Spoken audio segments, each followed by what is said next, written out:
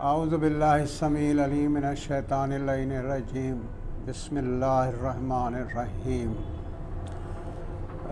قائم T V کی طرف سے قرآن، اہل بیت اور سائنس کے عنوان سے میں ایک پروگرام کرنے کے لیے آپ کی خدمت میں حاضر ہوا ہوں، اور یہ پروگرام جو ہے قرآن مجید کے حوالے سے آپ سنتے رہتے ہیں بہت سارے پروگرام، لیکن یہ پروگرام جو ہے ذرا الگ نوعیت کا ہے۔ تو آپ اس کو اگر کیبل پر دیکھ رہے ہیں تو آپ اس کو دیکھتے رہیے، اور اگر آپ اپنے لیپ ٹاپ یا موبائل پہ دیکھ رہے ہیں تو جلدی نہ کریں۔ یہ ایک الگ طرح کا پروگرام ہے، اور جو باتیں اس میں پیش کی جائیں گی وہ آپ نے شاید نہ کسی کتاب میں پڑھی ہوں گی اور نہ کسی تقریر میں سنی ہوں گی۔ ہم پروگرام کا آغاز کرتے ہیں۔ یہ آپ کے اور ہم سب کے علم میں ہے کہ قرآن مجید ایک ایسی کتاب ہے کہ اگر آپ اس سے قربت حاصل کریں، اس سے قریب ہونا چاہیں، تو اگر آپ قرآن مجید کی طرف ایک قدم بڑھتے ہیں تو قرآن 10 قدم آپ کی طرف بڑھتا ہے۔ جب آپ قرآن کو کھولتے ہیں تو قرآن آپ سے گفتگو کرنے لگتا ہے، لیکن شرط یہ ہے کہ آپ کی توجہ ان آیات پر ہو اور اس کے ترجمے کو آپ سمجھ رہے ہوں۔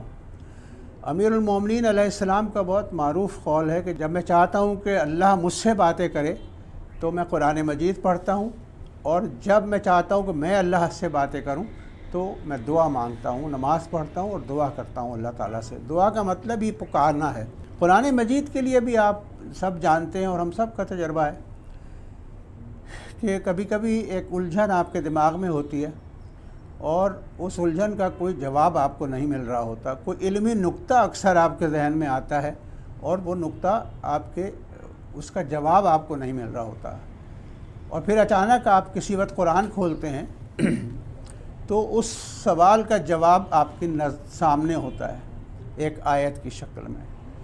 تو ہم بھی اس پروگرام کے لیے جب شروع کرنے کا ارادہ ہوا تو ہم نے سوچا، قرآن کھولا اور دیکھا کہ ہم کہاں سے بات شروع کریں، کیونکہ بہت طویل موضوع ہے۔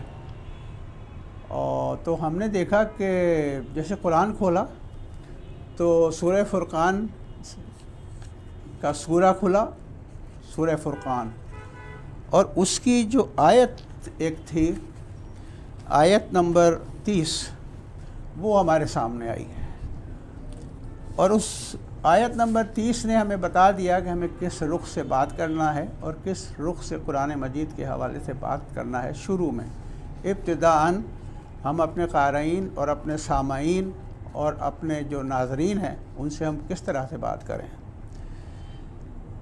تو یہ آیت جو ہے سورہ فرقان کی، اس کو آیت کا نمبر یاد رکھیے گا، اس کا آیت نمبر ہے 30۔ میں اس کا اردو ترجمہ آپ کو بتا رہا ہوں۔ اس آیت کے تراجم اس طرح سے کیے گئے ہیں، کہ اور رسول کہے گا، اے میرے رب، میری قوم کے لوگوں نے اس قرآن کو تضحیق کا نشانہ بنایا۔ یہ ترجمہ ہے مولانا ابو العالیٰ مودودی صاحب کا۔ احمد رضا بریلوی صاحب قبلہ لکھتے ہیں اسی کو، کہ اور رسول نے عرض کی کہ اے میرے رب، میری قوم نے اس قرآن کو چھوڑنے کے قابل ٹھہرایا۔ عربی میں اس کا میں پڑھ دیتا ہوں۔ وقال الرسول یا رب ان قوم اتخذوا ھذا القرآن مہجورا۔ مہجورا کا لفظ اس میں بنیادی لفظ ہے، اس کو سمجھنے کی ضرورت ہے کہ اس کے کیا معنی ہیں۔ تو ہم اس الجھن میں اور اس بحث میں نہیں جانا چاہتے کہ یہ مہجورہ کے معنی کیا ہیں، لیکن تھوڑا سا ضرور بہرحال بات کریں گے اس کے اوپر۔ اور نہ ہم اس بحث میں جانا چاہتے ہیں کہ قرآن کو جو مہجور کا مطلب بے بس کر دینا، نہ اس بحث میں جاتے ہیں کہ اس سے یعنی جو اللہ کے رسول قیامت کے دن اللہ کی بارگاہ میں فریاد کریں گے، شکایت کریں گے اپنی امت کی، تو اس سے مراد پوری امت ہے یا امت کا کوئی ایک حصہ ہے یا کچھ لوگ ہیں، یہ ایک الگ بات ہے۔ لیکن ہم تو اتنا جانتے ہیں کہ گزشتہ صدیوں سے 21ویں صدی تک قرآن مجید دنیا کی سب سے زیادہ چھپنے والی کتاب ہے۔ تمام اسلامی ممالک عقیدت اور احترام سے ہزاروں، لاکھوں، کروڑوں کی تعداد میں قرآن مجید کی اشاعت کرتے ہیں۔ قرآن مجید کا ترجمہ دنیا کی بیشتر زبانوں میں موجود ہے۔ دنیا بھر کے دینی مدارس میں لاکھوں، کروڑوں طلباء، اساتذہ اس کی تعلیم اور تلاوت میں مصروف رہتے ہیں۔ اب وہ آیت جو ہے سورہ فرقان کی آیت نمبر 30، اس کا ترجمہ ذہن میں رکھیے گا کہ رسول اللہ صلی اللہ علیہ وآلہ وسلم قیامت کے دن شکایت کریں گے خداوند تعالیٰ کی بارگاہ میں کہ میری قوم نے قرآن کو مہجور کر دیا۔ اچھا، لیکن اب آپ دیکھیں کہ دنیا بھر میں لاکھوں کروڑوں قرآن سینٹر دن رات کام کر رہے ہیں، تدریس و تعلیم کا کام ہو رہا ہے، اربوں لوگوں کے رزق اور روزی کا دار و مدار بھی اسی کتاب خدا پر ہے۔ قرآن مجید کو بہترین کاغذ، اعلیٰ ترین طباعت اور انتہائی دیدہ زیب رنگوں میں، متعدد رنگوں میں حاشیوں کے ساتھ شائع کیا جاتا ہے۔ قرآن مجید کو بڑی عقیدت اور محبت کے ساتھ ریشم کے پارچوں پر سونے کے تاروں سے بھی لکھا جاتا ہے۔ قرآن مجید کی ہر آیت کے آگے آیت کا نشان سونے کے پانی سے بنایا جاتا ہے۔ کچھ لوگ ہر دن اور خاص طور پر رمضان المبارک میں اس کی تلاوت کثرت سے کرتے ہیں۔ یہی نہیں، مسلمان قرآن کی حرمت پر اپنی جان تک قربان کر دینے کو تیار رہتے ہیں۔ ہر روز گھروں، مساجد، مدارس، حتیٰ کہ قبرستانوں تک میں اس کی تلاوت کی جاتی ہے۔ اچھا، اسی پر بس نہیں، قرآن مجید کی قرأت کی کتنی اقسام دریافت ہو چکی ہیں، کتنے قاریان قرآن اس کی قرأت کرتے رہتے ہیں، کتنے سامعین اور ناظرین ہیں جو ان قاریوں کے لحن پر سر دھنتے ہیں، کتنے ادارے ہیں جو قرآن مجید کی تلاوت کے طریقے سکھاتے ہیں۔ ہر روز اور خاص طور پر رمضان المبارک میں موضوعات قرآن پر ساری دنیا میں زبردست سیمینار منعقد کیے جاتے ہیں۔ مجالس اور محافل میں علماء کرام قرآن مجید کی آیات کی تفاسیر بیان کرتے ہیں۔ اچھا، اب یہ تفاسیر کی دنیا بھی بہت وسیع ہے۔ بڑے بڑے علماء اور مفسرین اور مترجمین نے مفاہیم قرآن کو عوام تک پہنچانے میں اپنی زندگیاں گزار دیں۔ مسلمانوں کا کون سا فرقہ ہے جس نے قرآن کے ترجمے اور تفسیر پر زر کثیر خرچ نہ کیا ہو؟ اور یہ سب کام آج سے نہیں ہو رہے، صدیوں سے ہو رہے ہیں، اسی طرح ہو رہے ہیں اور مسلسل ہو رہے ہیں۔ اب سوال یہ ہے کہ گزشتہ صدیوں سے قطع نظر آج بھی قرآن مجید کے کتنے عالم، معلم، متکلم، مترجم، مفسر، مفتی، عالمائے، اساتذہ، طلباء، کاتب، اشاعتی ادارے قرآن کو عوام تک پہنچانے میں مصروف ہیں۔ کتنے ٹی وی چینلز ہیں جن پر قرآن مجید پر کتنی تقاریر ہوتی ہیں، کتنے سیمینار ہوتے ہیں، کتنے مباحث ہوتے ہیں، فیس بک، واٹس ایپ، کتنے ٹیوٹر، کتنے پیجز، کتنی ویڈیوز اور کتنے ہورڈنگس آپ دیکھتے ہیں کہ اس پہ آیتیں لکھی ہوئی ہوتی ہیں قرآن کی۔ ہر جگہ قرآن کی آیات، قرآن کے پیغامات، قرآن کی ترویج و اشاعت۔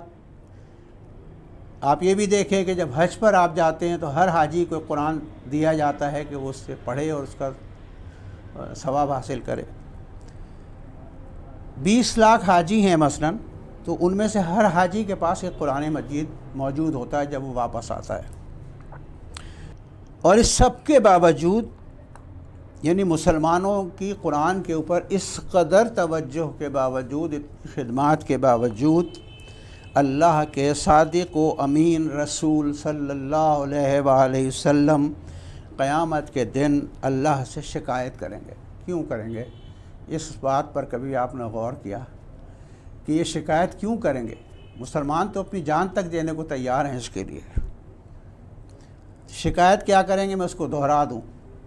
اے اللہ، اے میرے پالنے والے، میری قوم نے قرآن کو ترک کر دیا، اس سے دوری اختیار کر لی، اسے تضحیق کا نشانہ بنایا، اسے چھوڑنے کے قابل ٹھہرایا، اسے پس پش ڈال دیا۔ یہ جو ترجمہ ہم نے کیا، مختلف علماء نے، بزرگ اساتذہ نے علماء نے جو ترجمہ کیا ہے اسی سے کیا ہے ہم نے۔ سوال یہ کہ قرآن مجید کے لیے امت کی اس قدر گنا قدر کاوشوں، اتنی لگن اور جانفشانیوں کے باوجود اللہ کے رسول جو وحی کے سوا بولتے ہی نہیں، وہ قیامت کے دن اللہ کی بارگاہ میں امت کے رویے کے بارے میں شکوہ کیوں کریں گے؟ اس کے کچھ جواب جو امکانی طور پر ہمارے ذہن میں آتے ہیں وہ یہ ہیں۔ کہیں ایسا تو نہیں کہ امت کسی درمیانی لنک کو کھو چکی ہے، یعنی وہ لنک جو قرآن اور اہل بیت کے درمیان تھا وہ لنک ہم نے چھوڑ دیا ہے، مس ہو گیا ہے، ہم سے ڈیلیٹ ہو گیا ہے، اور ہم صرف قرآن کو لیے ہوئے اس کی تلاوت کر رہے ہیں۔ کہیں ایسا تو نہیں کہ امت نے اپنے اپنے مطلب کی آیات لے کر باقی آیات کو رد کر دیا؟ کہیں ایسا تو نہیں کہ امت نے گزشتہ ساری صدیوں میں حروف و الفاظ کو محفوظ اور مطالب و مفاہیم کو پس پس ڈالنے میں صرف کر دی ساری صدیاں گزشتہ؟ کہیں ایسا تو نہیں کہ قوم کو ان آیات سے دور رکھنے کی کوئی پیش بندی کی گئی جن آیات کو سمجھ کر آدم کی اولاد اس عارضی زندگی کو بھی جنت ارضی میں بدل سکتی تھی؟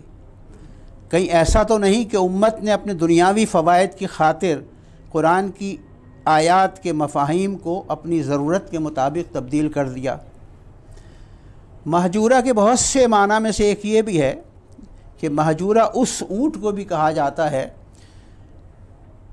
جس کے ایک طرف کی 2 ٹانگیں رسی سے اس طرح باندھ دی جائیں کہ وہ ہریالے میدان میں چل پھر کر کھا پی سکے لیکن بھاگ کر صحرا میں غائب نہ ہو جائے، یعنی بدو کے ہاتھ سے نہ نکل جائے بلکہ بدو کے قابو میں رہے۔